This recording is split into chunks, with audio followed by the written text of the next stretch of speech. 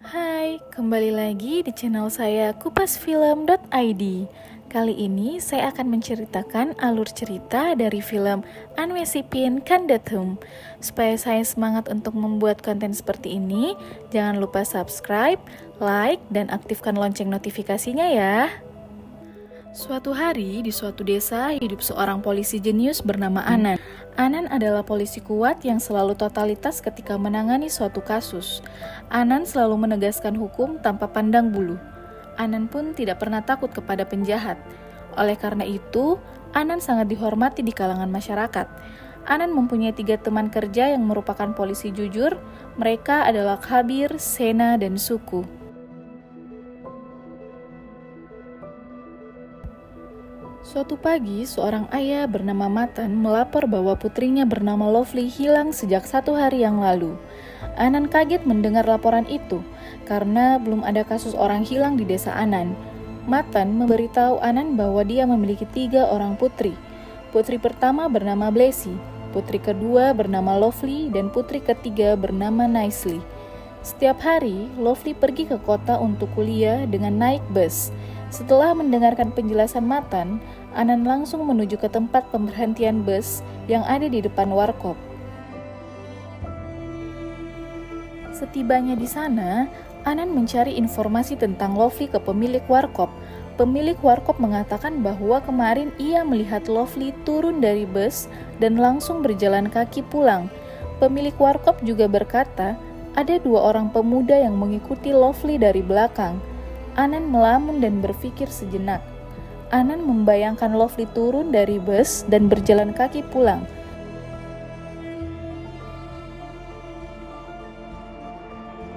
Setelah melamun dan berpikir, Anan menuju rumah 2 pemuda tersebut. Anan dan rekan kerjanya langsung menangkap kedua pemuda tersebut dan membawanya ke kantor polisi. Anan melakukan interogasi kedua pemuda itu. 2 pemuda itu mengatakan bahwa mereka mengakui mengikuti Lovely dan menggoda Lovely. Namun, mereka stop menggoda Lovely ketika ada penjual ikan keliling yang lewat. Lovely pun kembali pulang. Anan pun percaya kepada kedua pemuda tersebut. Anan mengarahkan anggotanya untuk melakukan penyusuran di sungai, sawah sumur, dan sekitarnya. Firasat Anan mengatakan bahwa Lovely telah dibunuh. Anan kemudian ke rumah Matan dan memeriksa kamar Lovely. Kemudian Matan berkata kepada Anan bahwa Lovely adalah anak yang taat kepada agama. Ia sering pergi ke biara dan bertemu dengan pendeta. Anan lalu menginterogasi ibu Lovely dan kakak Lovely, yaitu Blessy, dan adik Lovely, yaitu Nicely. Setelah itu, Anan pergi ke biara untuk menanyakan sesuatu kepada pendeta. Ketika Anan tiba di depan biara, para jemaah gereja tersebut menghalangi Anan. Menurut mereka, seorang pendeta tidak boleh diinterogasi. Anan memukul salah satu jemaah gereja. Mereka pun terlibat saling dorong. Senior Anan yang merupakan polisi korup bernama Suresh datang dan menghentikan keributan itu. Tiba-tiba Kabir datang dan berkata bahwa telah ditemukan sebuah karung di dalam sumur tua.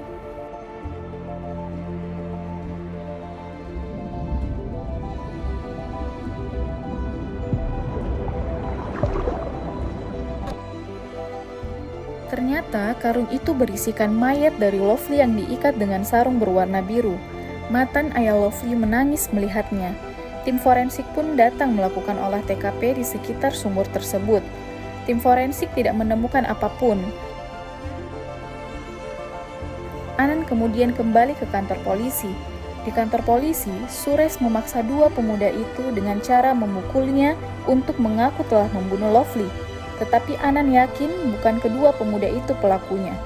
Anan lalu pulang dan melakukan penelusuran sendirian. Dan Anan masih berkeliling di sekitar TKP sumur tua. Anan juga berjalan di sekeliling sumur di dekat biara. Hasil analisa Anan mengatakan bahwa Lovely tidak dibunuh di sumur tua, tetapi Lovely dibunuh di tempat lain. Kemungkinan mayat Lovely dibuang di sumur dekat biara, kemudian mayat Lovely mengalir ke sumur tua. Besok paginya, Kapolsek korup mendatangi kantor polisi Anan. Kapolsek mengatakan kepada Suresh 2 pemuda itu merupakan keponakan istri dari Kapolsek. Kapolsek memerintahkan Sures untuk membebaskan kedua pemuda itu. Sures pun hanya bisa patuh dan menurut saja. Kapolsek juga melarang Anan untuk menginterogasi pendeta terkait kasus pembunuhan Lovely, dikarenakan pendeta adalah teman baik dari wali kota. Anan kemudian menjelaskan analisanya kepada Kapolsek, namun Kapolsek tersebut tidak percaya dan menganggap remeh analisa dari Anan. Kapolsek tidak suka kepada Anan yang sok pintar. Akhirnya Anan sangat kesal kepada Kapolsek. Kemudian Kapolsek melakukan olah TKP. Penelusuran TKP dilengkapi dengan anjing pelacak. Anjing pelacak itu berjalan dari warkop hingga sumur tua. Setelah itu, anjing itu menggonggong ke arah biara. Anjing pelacak juga menggonggong di sumur dekat biara. Anan pun yakin ada hal yang tidak beres di biara tersebut. Setelah melakukan olah TKP, Kapolsek dan polisi lainnya kembali ke kantor polisi. Di kantor polisi, Kapolsek menginterogasi penjual ikan kering keliling. Penjual ikan pun menjawab ia tidak tahu apa-apa, tetapi penjual ikan tahu sarung biru pada korban adalah milik mantan preman bernama Deva. Kapolsek langsung menangkap Deva dan membawanya ke kantor polisi. Putra dari Deva menangis melihat ayahnya. Anan pun tidak tega melihat putra dari Deva. Di kantor polisi, Sures terus memukuli Deva dan memaksa Deva agar segera mengaku. Deva pun tidak mengaku karena merasa sudah taubat dan tidak pernah melakukan kejahatan lagi. Namun, Kapolsek tetap tidak percaya dengan Deva. Anan juga yakin bukan Deva lah pelakunya. Saat sore hari pemakaman Lovely dilaksanakan, keluarga Lovely sedih karena pelaku belum ditemukan. Saat malam hari, Matan dan tetangganya mendatangi rumah polisi Anan. Matan juga tidak yakin bahwa Deva lah pelakunya. Dikarenakan Deva sudah berubah, tetangga Matan memberitahu Anan bahwa pada sore hari, dia melihat Lovely memasuki biara. Anan pun semakin yakin bahwa ada yang tidak beres pada biara tersebut. Anan merenung dan mencari cara untuk masuk ke dalam biara itu. Keesokan paginya, Anan mendatangi kantor forensik karena tidak ditemukannya apapun di TKP sumur tua. Anan juga meminta tim forensik melakukan olah TKP di sekitar sumur dekat biara. Dokter forensik juga memberi saran Anan untuk mencari cara masuk ke dalam biara. Pada malam hari, Anan mendapatkan ide. Anan menyuruh seorang pencuri untuk mencuri di biara. Pencuri pun masuk dan mendobrak pintu biara. Pencuri itu pun mengambil barang di dalam biara, tetapi pendeta terbangun dan memergoki si pencuri. Pencuri pun kabur melarikan diri. Pagi harinya, Anan membawa pencuri tersebut ke biara. Anan meminta izin pendeta untuk memasuki biara tersebut untuk melakukan olah TKP pencurian. Pendeta kaget. Anan mengetahui pencurian itu padahal pendeta tersebut tidak melapor ke polisian. Pendeta pun mempersilahkan Anan untuk masuk ke dalam biara. Anan dan tim forensik langsung melakukan olah TKP. Tim forensik menemukan 2 sidik jari, 2 rambut, dan pecahan gelang milik Lovely. Tim forensik juga melakukan olah TKP di sumur dekat biara. Setelah itu dilakukanlah analisa di laboratorium. Dokter forensik mengatakan ke Anan bahwa di dalam biara timnya menemukan 1 rambut pria dan 1 rambut wanita. Dokter juga yakin Lovely dibunuh di dalam biara. Anan kemudian pergi untuk mencocokkan rambut di dalam biara, di sumur dekat biara, dan di rumah Lovely. Akhirnya Anan tahu rambut wanita itu milik siapa. Anan juga menemui Kapolres jujur bernama Gopal dan menjelaskan semuanya tentang kasus pembunuhan Lovely. Setelah membaca berkas kasus Lovely, Gopal juga mendukung Anan. Anan pun langsung menangkap pendeta dan langsung membawanya ke kantor Gopal. Tak lama kemudian, Kapolda datang. Anan dan Gopal meminta dukungan kepada Kapolda. Anan dan Gopal menjelaskan semuanya kepada Kapolda. Anan mengatakan ia menemukan 1 rambut wanita di 3 tempat yang berbeda, yaitu di dalam biara, di sumur dekat biara, dan di rumah Lovely. Ternyata rambut itu adalah rambut Blessy. Di sini diceritakan fakta pembunuhan Lovely. Malam itu keponakan pendeta yang bernama Denny datang dari luar kota dan bermalam di biara. Keesokan paginya pendeta pergi keluar kota. Denny pun mengambil kesempatan untuk melakukan perbuatan tidak senonoh kepada Blessy. Ternyata akhir-akhir ini Denny berpacaran dengan Blessy. Di sore hari, Blessy kembali pulang.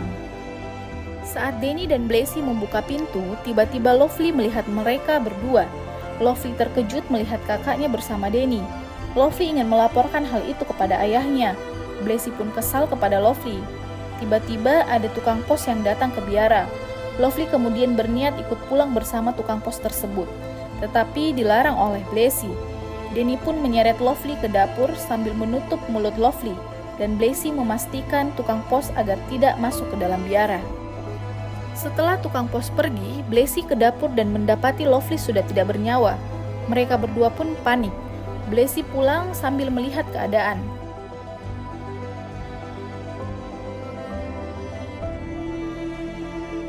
Blacy pun makan bersama Nicely dan orang tuanya. Saat malam, Blacy kembali mendatangi biara. Di tengah perjalanan, Blacy mencuri sarung biru milik Devan. Sarung itu digunakan oleh Denny untuk mengikat tangan dan kaki Lovely, dan mayatnya dimasukkan ke dalam karung, lalu dibuang ke sumur dekat biara. Kemudian Denny dan Blacy pun kembali pulang ke rumah masing-masing. Pada pagi hari, pendeta tiba ke biara dan tidak melihat Denny di biara. Denny pulang tanpa berpamitan dengan pendeta. Setelah Kapolda mendengar semua pengakuan oleh Blacy, Kapolda pun mempercayai Gopal dan Anand. Besok pagi, Anand ditemani oleh pendeta datang ke sekolah Denny untuk menangkapnya. Anand lalu mendaftarkan kasus pembunuhan ini ke pengadilan. Selama seharian, Anand ditemani oleh Shena untuk menjaga Denny di kantor polisi. Keesokan harinya, Anand membawa Denny ke pengadilan, dan di sana terlihat jemaah biara menuntut agar Denny dibebaskan. Ketika Anand dan Denny masuk ke ruangan sidang, tiba-tiba Denny melarikan diri. Anand dan polisi lainnya mengejar Denny, tetapi Denny berlari begitu cepat dan Anand tetap berusaha mengejar Denny yang berlari ke arah rel kereta api. Akibatnya Denny pun tewas ditabrak kereta api. Anand dan polisi lainnya kaget melihat kejadian itu. Akibat tewasnya Denny, Anand dan teman-temannya diberi sanksi berupa skors. Masyarakat dan media justru menyalahkan pihak kepolisian dan menuduh kepolisian membunuh Denny, padahal hal itu tidak benar. Beberapa bulan kemudian, Gopal memanggil Anand. Gopal berkata bahwa ia sudah meyakinkan Kapolda untuk mengurangi masa skors Anand dan teman-temannya. Kapolda akan mengurangi masa skors Anand dan teman-temannya dengan syarat Anand dan teman-temannya harus menyelesaikan satu kasus pembunuhan lagi. Gopal pun memberikan berkas atas kasus pembunuhan terkait Sri Devi. Kasus Sri Devi dibunuh di desanya 6 tahun yang lalu dan sampai saat ini belum terselesaikan. Jika Anand dan temannya bisa menyelesaikan kasus tersebut, maka Kapolda akan mengurangi masa skors Anand dan teman-temannya. Anand dan teman-temannya pun bersedia untuk mengambil kasus ini. Namun, masa skors Anand dan teman-temannya tidak menggunakan seragam saat bekerja. Anand menemui teman-temannya dan membicarakan kasus Sri Devi. Kemudian mereka pun langsung menuju desa Sri Devi. Ternyata warga di sana sudah mengetahui akan kedatangan Anand dan teman-temannya untuk kasus Sri Devi. Namun warga desa tidak akan bekerja sama dengan polisi karena warga membenci polisi. Kepala desa bernama Pailo dan Nandan adalah salah satu orang kaya di desa, memprovokasi warga agar tidak memberitahu apapun kepada polisi. Anand dan teman-temannya memutuskan untuk menemui seseorang pensiunan polisi yang bernama Ravin. Setibanya di sana, Ravin mengakui bahwa dulu kepolisian memukul beberapa warga terkait kasus tersebut. Pailo dan warga desa mendatangi rumah Ravin dan mengancam jika kepolisian melakukan pemukulan, maka warga desa tidak akan diam lagi dan menghabisi kepolisian. Anand pun memperjelas bahwa tidak akan ada pemukulan dari pihak kepolisian lagi. Warga kemudian bubar. Ravin mengantar Anand dan teman-temannya ke rumah dinas mereka. Di perjalanan, Ravin pun menceritakan tentang kasus Sri Devi. Sri Devi memiliki ibu bernama Reva, ayahnya bernama Paudian. Dahulu, Paudian sering memukul Reva sehingga Reva menggugat cerai Paudian dan melaporkan Paudian hingga Paudian dipenjara. Revan pun seorang diri menghidupi Sri Devi dengan bekerja menjadi penjahit. Tidak lama kemudian, Paudian pun dibebaskan. Sri Devi senang membaca novel, dan ternyata banyak laki-laki di desa yang menyukai Sri Devi dan menyatakan cintanya kepada Sri Devi. Namun Sri Devi selalu menolak dan diduga sudah memiliki kekasih. Namun tidak ada yang tahu siapa kekasihnya karena Sri Devi adalah orang yang introvert. Saat malam hari, Sri Devi menulis surat dan kabur dari rumahnya. Di dalam surat itu, Sri Devi mengatakan bahwa ia akan pergi bersama pria yang ia cintai. Keesokan paginya, warga melihat mayat Sri Devi ada di hutan. Reva sedih melihat Sri Devi. Ravin dan atasannya bernama Suresh datang ke lokasi, dan Suresh menuduh pria bernama Govin sebagai pembunuh Sri Devi, karena Govin lah yang pertama kali melihat mayat Sri Devi. Di kantor polisi, Suresh memaksa Govin mengaku dan memukul Govin, tapi Govin tetap tidak mau mengakuinya. Setelah diotopsi, hasilnya mengatakan bahwa Sri Devi meninggal dalam keadaan hamil. Karena kasus ini sudah bertahun-tahun tidak membuahi hasil, maka kasus ini diserahkan kepada CBI. CBI pun datang ke desa dibantu oleh Ravin mengumpulkan informasi. Di desa itu masih jarang orang menggunakan televisi. Pria bernama Godan memiliki televisi. Rumah Godan pun tidak jauh dari rumah Sri Devi. Setiap hari libur, Sri Devi dan anak-anak desa lainnya ke rumah Godan untuk menonton televisi, sehingga CBI memanggil Godan. Namun Godan mengaku bahwa saat kejadian Godan berada di luar kota, berarti bukan Godan pelakunya. Namun bertahun-tahun CBI menangani kasus Sri Devi, tapi tidak berhasil menemukan pelakunya, sehingga kasus Sri Devi ditutup. Setelah menceritakan kasus Sri Devi kepada Anand dan teman-temannya, Ravin pun pulang. Pagi harinya di saat sarapan, Anand dan teman-temannya membahas kembali kasus Sri Devi. Setelah sarapan, mereka pun langsung menuju ke rumah Reva. Disinilah investigasi dimulai. Anand bertanya kepada Reva, siapakah kekasih Sri Devi? Namun Reva tidak tahu kekasih Sri Devi, dan Reva mengakui juga kaget melihat kejadian itu. Anand langsung memeriksa buku-buku milik Sri Devi dan menemukan amplop dari teman Sri Devi bernama Leha yang bertempat tinggal di Delhi. Ini adalah petunjuk pertama. Anand dan temannya langsung menuju ke rumah Leha dan menginterogasinya. Leha mengatakan bahwa laki-laki di sini kebanyakan bekerja di Delhi, dan Leha menikahi salah satu pemuda itu dan ikut tinggal di sana.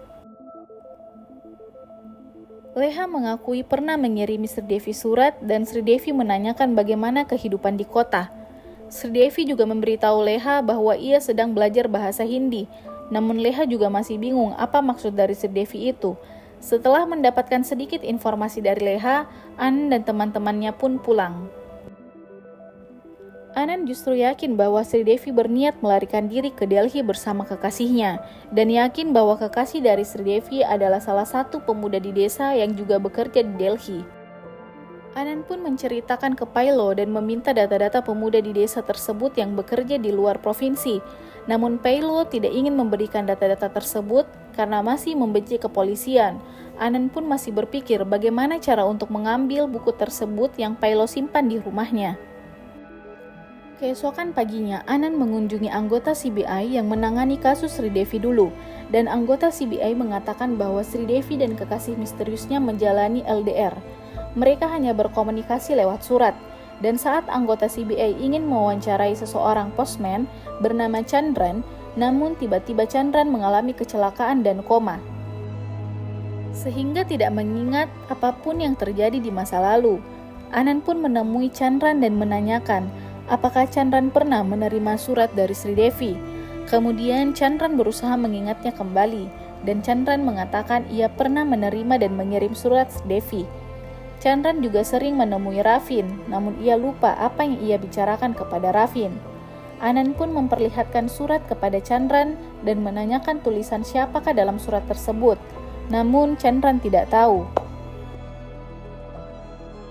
Saat pulang, Anand tidak sengaja menyimpan kaca pembesar di atas surat Sri Devi, yang dimana itu menunjukkan stempel yang menandakan bahwa surat itu dikirim dari kota Gorgaon.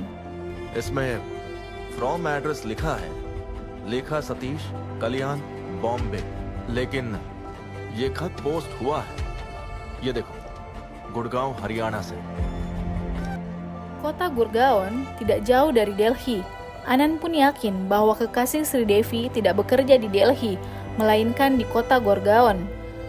Anand pun mengunjungi Leha dan menjelaskan bahwa apakah surat ini tulisan Leha. Namun ternyata Leha mengatakan itu bukan tulisan saya. Dari sini Anand mengambil kesimpulan bahwa kekasih Sri Devi menggunakan nama Leha untuk merahasiakan hubungannya dengan Sri Devi. Malam harinya, Anand dan teman-temannya menyelinap masuk ke rumah Pailo untuk mengambil buku yang berisi informasi pemuda desa yang bekerja di luar provinsi. Namun ketahuan oleh Pailo. Pailo pun mengancam Anand dengan pisau, kemudian Anand dengan cepat mengambil pisau tersebut dan mengancam balik Pailo, sehingga Pailo ketakutan dan memperbolehkan Anand mengambil buku tersebut. Di buku itu tertulis bahwa putra Nandan bernama Wisnu dan beberapa pemuda lainnya bekerja di Gurgaon. Sekarang Anand mengetahui kekasih Sri Devi. Petunjuk kedua. Besok paginya Anand menuju rumah Nandan dan mengirim fotokopi surat Sri Devi kepada Wisnu. Beberapa hari kemudian Anand ditelepon oleh kekasih Sri Devi dan ia mengatakan bahwa ia mencintai Sri Devi dan tidak ada yang mengetahui hubungan mereka. Ia juga mengakui bahwa ia dan Sri Devi LDR karena bekerja di kota Gurgaon. Saat libur sesekali ia datang ke desa dan menemui Sri Devi. Ketika bertemu, ia pun mengakui bahwa ia melakukan hubungan suami istri. Dan tidak lama setelah itu, Sri Devi menelpon dan mengatakan bahwa ia hamil. Dan kami berencana untuk kawin lari. Karena ayahku pasti tidak akan menyetujuiku, aku dan Sri Devi pun janjian untuk bertemu di gereja desa via surat. 2 hari kemudian aku menunggu Sri Devi di gereja, tapi Sri Devi tidak juga muncul. Aku minta tolong kepada seseorang untuk mencari Sri Devi. Namun kata orang tersebut Sri Devi sudah meninggal dunia. Aku pun bingung harus bagaimana, dan aku kembali ke kota Gurgaon. Ini adalah petunjuk ketiga. Siang hari, Anand mengembalikan buku tersebut kepada Pailo dan mengatakan bahwa ia sudah menemukan pelaku. Besok paginya, Anand dan temannya ditemani Ravin dan Pailo menginterogasi Nandan. Anand mengatakan kepada Nandan bahwa pelaku pembunuhan Sri Devi adalah pria tua yang tidak menyetujui anaknya menikahi Sri Devi, yang dimana putranya tersebut kerja di kota Gurgaon. Anand pun memutarkan rekaman suara percikannya dengan kekasih Sri Devi. Nandan pun panik karena suara itu mirip dengan suara Wisnu. Setelah itu, Anand dan teman-temannya pulang.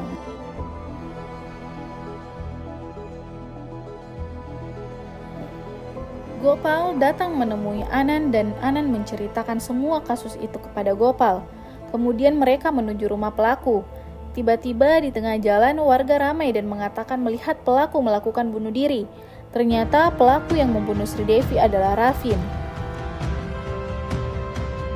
आदरणीय एसपी साहब, Setelah mayat dari Ravin diturunkan, ada sebuah surat di saku baju Ravin, dan di surat itu Ravin mengakui semuanya dan mengatakan bahwa saat rekaman suara diputar di rumah Nandan, Ravin sadar bahwa suara itu adalah suara Sudip putranya yang bekerja di kota Gurgaon, yang dahulu juga sering menulis surat kepada Sri Devi dengan menggunakan alamat Leha. Chandran memberitahu Ravin tentang surat itu. Ravin pun memaksa Chandran memberikan setiap surat untuk Sri Devi kepada dirinya. Chandran terpaksa memberikan surat itu kepada Ravin. Dari situlah Ravin mengetahui hubungan Sudip dengan Sri Devi. Dan Ravin tidak mau putranya menikahi gadis dengan kasta rendah. Sehingga malam itu, saat Sri Devi menuju ke gereja, Ravin menghentikan Sri Devi dan membenturkan kepala Sri Devi ke pohon berkali-kali hingga tewas. Setelah Anand mengungkap semua, Ravin sadar bahwa dirinya akan tertangkap, sehingga ia menulis di surat karena malu. Anand memberitahu kepada Gopal analisa dan strateginya untuk kasus pembunuhan Sri Devi. Saat Anand melakukan investigasi, Ravi tidak pernah menyebut nama Chandran, padahal Chandran pernah bilang kepada Anand bahwa Ravi sering menemui Chandran. Di buku juga tertulis bahwa putra Nandan bernama Wisnu dan putra Ravin Sudip sama-sama bekerja di kota Gurgaon. Anand kemudian pergi ke rumah Nandan dan memeriksa tulisan tangan Wisnu. Setelah diperhatikan, tulisan tangan di amplop Sridevi bukanlah tulisan tangan Wisnu. Anand kemudian mengirim amplop Sridevi ke Wisnu. Wisnu pun menelpon Anand dan memberitahu bahwa tulisan tangan di amplop itu bukanlah tulisan tangannya, tetapi tulisan itu milik Sudip. Sudip kemudian menelpon Anand dan mengakui bahwa tulisan di amplop itu adalah tulisan tangannya. Sudip kemudian menuliskan kisah cintanya dengan Sridevi kepada Anand. Dari situ Anand tahu bahwa kekasih Sridevi adalah Sudip, sedangkan pembunuh Sridevi adalah Ravin. Anand kemudian melakukan kerjasama dengan Nandan dan berpura-pura menginterogasi Nandan, seakan-akan Nandan adalah tersangkanya. Semua ini dilakukan untuk menjebak Ravin. Anand ingin melihat reaksi dari Ravin ketika mendengar rekaman percakapan Anand dengan Sudip. Anand ingin Ravin mengakui dengan sendiri apa yang telah ia perbuat, tetapi sangat disayangkan Ravin malah melakukan bunuh diri. Gopal memuji kejeniusan Anand dalam mengungkap kasus Sridevi. Gopal akan melapor ke Kapolda tentang pengurangan masa skors Anand dan teman-temannya. Anand dan teman-temannya melamun di mobil sejenak. Mereka jengkel karena mereka lagi dan lagi gagal membawa pelaku masuk ke dalam penjara. Jika kalian suka dengan konten seperti ini, jangan lupa like dan komen untuk alur cerita lainnya ya.